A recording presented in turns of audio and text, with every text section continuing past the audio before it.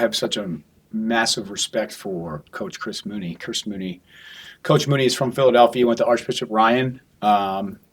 He's got an amazing story, and I've followed his career closely because he's someone that has not only paved the way for a person like me, coming from the Philadelphia Catholic League and coming from the Philadelphia area, but also built his career through unbelievable hard work. The stories about his early stages of his career it's an example towards younger coaches that they still circle back to when explaining the difficulties of building your career. So I have just an immense respect for him. And I could not be more proud of our team. I thought that the first 20 minutes was a little rusty. I don't know if you want to rusty, but we had to shake some of the emotions of Wednesday night. And I thought we did it in stretches of the first half, but not often enough. And at the end of the day, this group needed to find a way to rely on one another.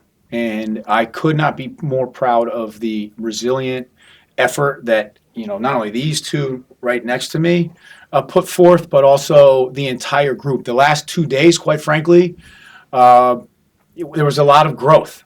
Losing a game the way that we lost on Wednesday at home in Sawyer Pavilion, from an emotional standpoint, a mental standpoint, a spirit standpoint, is not easy. And it has its effects on a group that has such a mission and goal-oriented approach. So I'm just proud of the entire team. They represented Bucknell with amazing pride and tenacity, and we just competed. These two guys are super talented. They're super talented, and they're still early enough in their career. Although we're in their junior years, it's still in the first 5 games, and they're figuring out how to be Batman and Robin right now.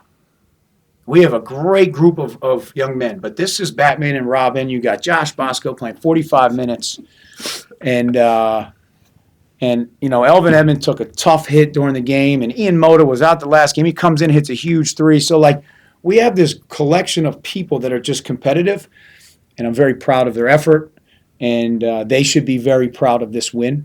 Having been in the Atlantic 10, knowing how difficult it is to win the regular season in the Atlantic 10, Richmond just did that, and it's a great win for the program today, and more importantly. And who's Robin? I think that's an easy question for everybody to figure out. I am Batman. That's my Robin right there. I think we did a great job about connecting and talking a lot of things over. And I'm really proud of this group. We persevered and we came out with the win. I did it. I was just trying to finish that game out strong, but unfortunately, back-to-back games I fouled out. I got to clean up, not picking up fouls where it doesn't really matter. I know it's basketball. It's going to happen. I'm going to foul, but I got to clean those up for sure. We were actually running our actions, and, we were taking open shots, and we were just trying to move the ball around, swing it around, and throw it in. We know Noah can score every single time, so we just got to get him the ball and move off of him. I kind of feel like it's, redemption, kind of, relief, because last game, literally the way we just won is the way we lost last game. So definitely redemption, and guys have been dealing with injuries and stuff this past week, so it just feels good to get a win out of that. We didn't want the same exact thing to happen again. We know we had to get a stop, and we had to finish the game out strong and make free throws. Say that the group collectively understood we were losing. We walked into the locker room, there wasn't a general emotion of excitement, but there wasn't anybody that wasn't fully attentive to the conversation and communication that we were having at halftime. The communication, essentially, I say this all the time, this is stolen from Billy Lang, and Billy Lang probably stole it from someone else. This isn't a magic trick. Coach Lang would always say it's not a Disney movie. Things don't always work out the way you want them to work out. And so within that world of a basketball game, it becomes what I term the gray area. You want the opponent to do something, they don't do what you want them to do, you're going to have to respond.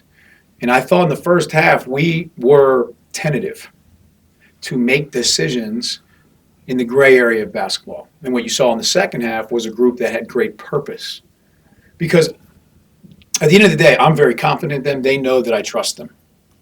And you go into the locker room when you're losing by 18 or whatever it was, 18 at home, against an opponent that on paper is in a better league, should beat you. You just have to, you got to flush out the system. There's no yelling. There's no point of yelling. There's no point of having a level of intensity that doesn't accomplish anything. We accomplished a lot in a short amount of time at halftime. And it was a collaborative conversation. It was not me talking down to the group. It was the group and me and our staff having a conversation that was healthy and that was productive. And what you saw in the first 5 minutes was a group that was confident in one another as they had a conversation at halftime to figure out how do we go one possession at a time. So I was really proud of their approach in the second half. Making shots certainly helped, but on offense, we're very versatile. These two gentlemen right next to me are very versatile. They shoot threes, they score in the post, and you have Ian Moda, who's got a great energy, and Josh Russell plays 45 minutes, 2 straight games. 2 straight games. And so they've earned that right to be on the court. And, I say it all the time. The coaches have all the plays in the world. If you go on Twitter right now, it's dizzying. And Dan Hurley's won 2 national championships, but all you see about Dan Hurley is the sheer number of offensive sets that they run. They run them terrifically, don't get me wrong. They execute great. But the players make quick decisions, decisive, in the moment. And they're good. And we have good players too. So, at the end of the day, I got to figure out how to keep these young men confident and organized. And the second half was a much more organized, aggressive. That's correct. It was a defensive lineup because they have explosive guard play. Delani Hunt played for Pat Behan in high school. And Pat Behan, who's my teammate, who's going through just an incredibly difficult situation in having been diagnosed and having ALS. I've seen Delani Hunt play before. He's explosive.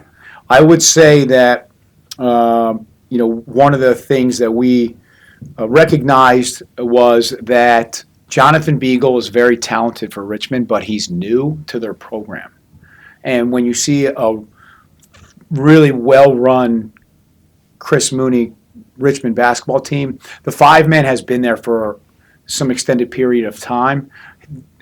Jonathan Beagle is super talented, and he does a lot with the ball, but he's still figuring out the nuances of a Princeton-style offense. And you see a lot of cutting, but there wasn't a lot of completions of those cuts. And typically, when I've scouted against Richmond, the gym looks dizzying. Everyone's moving at the same time, all different directions. So Beagle's figuring that out. Their starting 5-man who splits time with Beagle was out, so they had to go a little deeper into their bench. That definitely was impactful in our decision to really pound the paint in the second half because I thought that we would have some sort of advantage. I mean, we just played Kentucky on Saturday, and I thought Mount St. Mary's was a very similar opponent to Kentucky, very physical. And they really went after Noah and his lower body.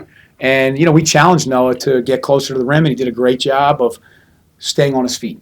So certainly I think that Richmond's basketball team is going to be doing what they typically do by Atlantic 10 play, which is that ball's going to be popping.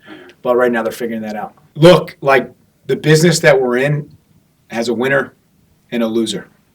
And there has to be a world of mental and physical endurance it's required of all good teams.